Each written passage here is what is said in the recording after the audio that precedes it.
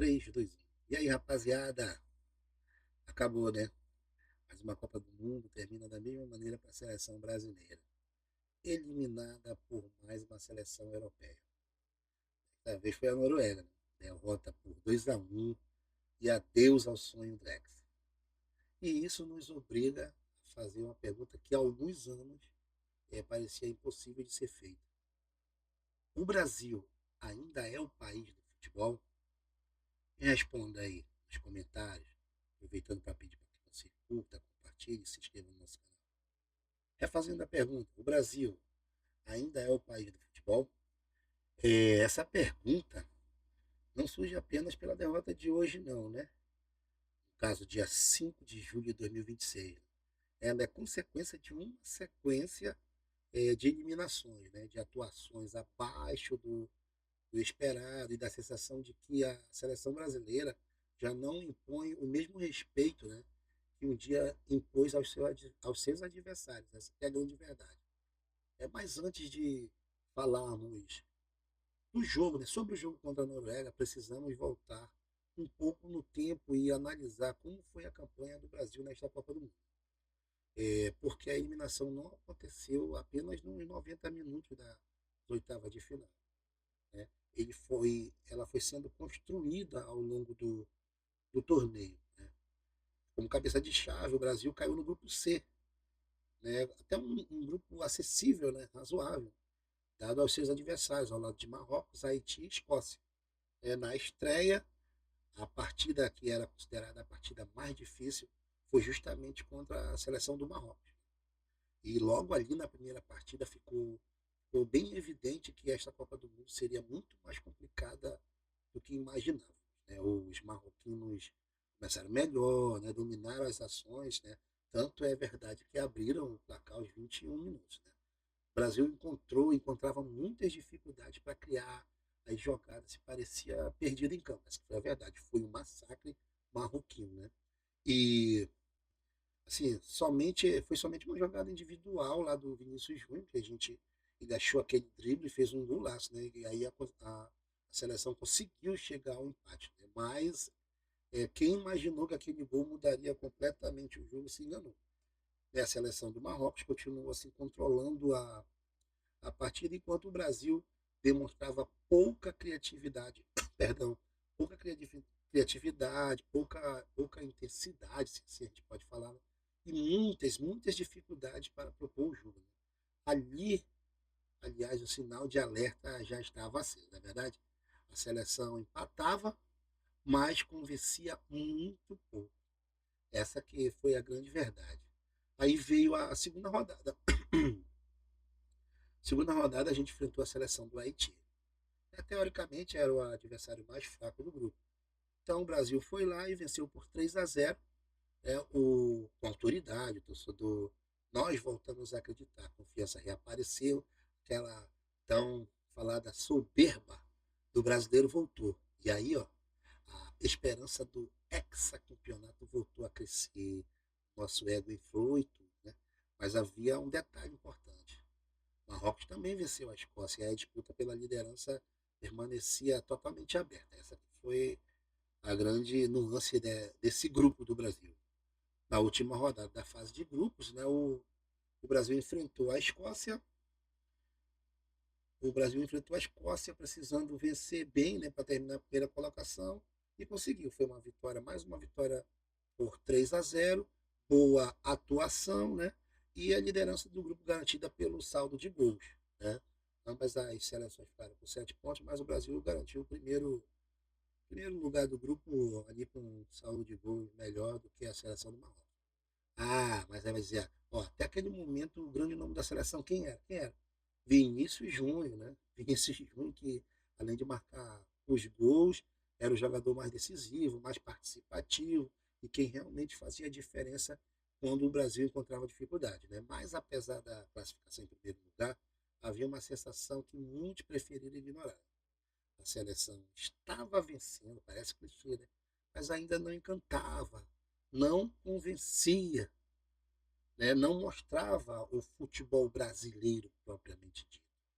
E a gente sabe que isso em uma Copa do Mundo quando você deixa de convencer cedo demais, normalmente a conta chega no mata-mata, né, gente? E aí o mata-mata chegou. Chegou o momento decisivo da Copa do Mundo, e a gente sabe que no mata-mata não existe margem para erro, né? Onde uma atuação ruim pode colocar fim, né, ao sonho, um ponto final ao sonho de uma nação inteira. E o primeiro desafio do Brasil foi justamente quem? O Japão. Japão, que num amistoso com a seleção brasileira conseguiu uma vitória, onde foram muito questionados o zagueiro Fabrício Bruno e principalmente o goleiro do Corinthians, o Hugo Souza, né? E a gente ali já começou a ficar com o pé atrás, né? Tanto é que é uma seleção que já havia, como eu havia dito, né, derrotado o Brasil, né?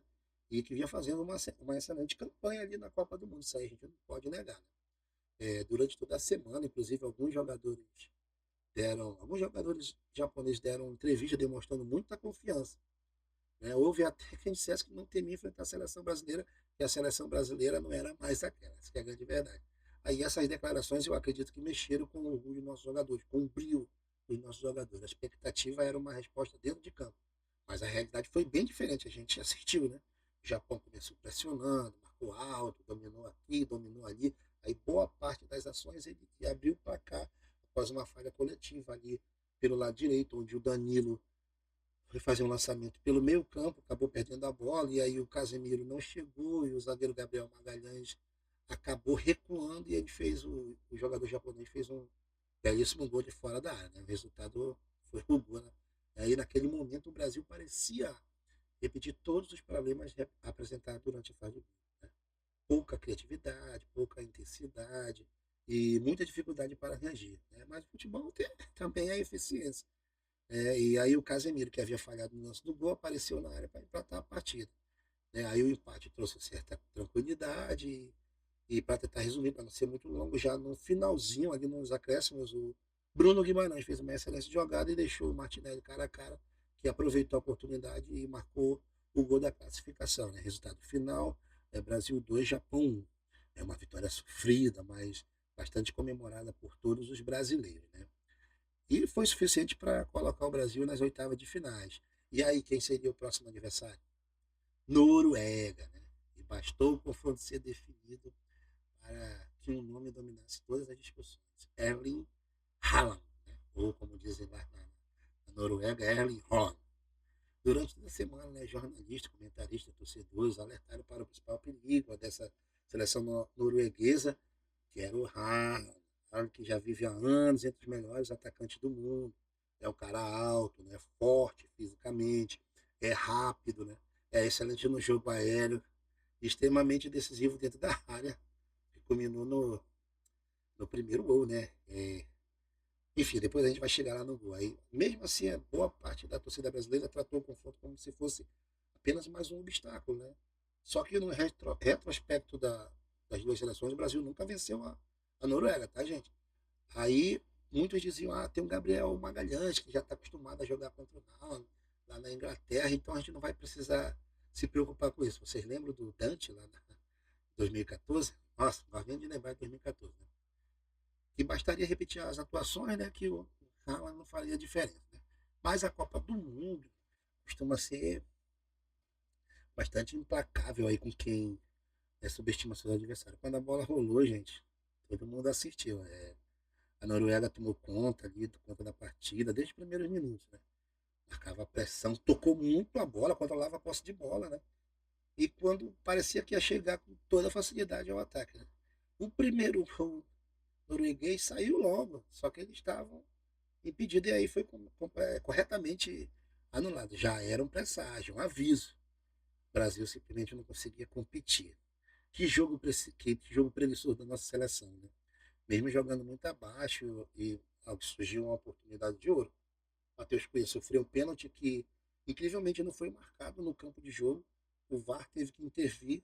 Pronto, a euforia é, tomou conta do brasileiro, mas era a chance perfeita para mudar completamente a história da partida e o que todo mundo imaginava, inclusive eu, que o nosso grande destaque, Vinícius Júnior, seria o cobrador o oficial, o batedor dessa penalidade, né? E ele assumiria essa responsabilidade, mas a escolha foi outra, né? E depois, numa entrevista, o Vinícius Júnior disse que já tinha sido definido antes mesmo da partida. O Vinícius Júnior entregou a bola para o Bruno Guimarães, e ele bateu muito ruim, tanto é que o goleiro defendeu com muita facilidade, praticamente a minha altura no meio do gol, e 0-0. Isso aí abalou, né? Ali desperdiçou. A sensação foi de que o jogo começava a escapar das mãos da seleção, né? E realmente escapou. Depois do pênalti perdido, a Noruega cresceu ainda mais. O Brasil praticamente deixou de jogar. Foi uma agonia só assistir o jogo da seleção brasileira hoje. E aí, tanto é que os números ajudam a explicar o que aconteceu. A seleção brasileira terminou, salvo engano, com 35% de posse de bola, que não é normal na seleção brasileira. Na live que eu fiz pós-jogo, inclusive, né, debatendo e conversando com um dos nossos inscritos, a gente chegou à conclusão de que a seleção brasileira não é preparada para jogar nesse sistema reativo que chama hoje, ou seja, o sistema de contra-ataque. E aí, né, os noruegueses trocaram muito, muito mais passe, controlaram completamente o meio campo e jogaram como se estivesse em casa, essa que é a grande verdade. Então apareceu quem todos temiam, né? Haaland. Primeiro gol, recebeu um cruzamento, antecipou com a maior facilidade à frente do Gabriel Magalhães e de cabeça fez o gol sem dar qualquer chance para o Alisson, né? Um lance que mostrou toda a força e posicionamento do atacante que precisa de pouco para fazer gol, né? Tentar resumir sempre, pouco depois veio o golpe definitivo, gente. Alan recebeu de novo uma jogada pela esquerda da Noruega, recebeu completamente livre, ele teve tempo para dominar, olhar, pensar, repensar, olhar para a torcida dele, dar tchau, escolheu o canto e bateu e fez 2-0. Né? É, vou falar agora que nem a entrada do Neymar e nem a entrada do Henrique conseguiram mudar, o cenário. O Brasil seguia completamente desorganizado, sem intensidade, sem criatividade, né, gente? E foi complicado, né? A Noruega estava extremamente segura, essa é a grande verdade. Aí o apito final confirmou, né? Já era tarde, o Neymar fez o gol de pênalti, né? Bastante categoria, mas já era tarde. Aí o apito final confirmou aquilo que muitos brasileiros não queriam acreditar, outros já imaginavam, né? Sonho do Hexa, ó, havia terminado. Mais uma vez e novamente diante de uma seleção europeia, né? Aí a gente vai fazer de novo a pergunta. Afinal, o Brasil ainda é o país do futebol? Né? Essa eliminação ela precisa servir como um ponto de reflexão.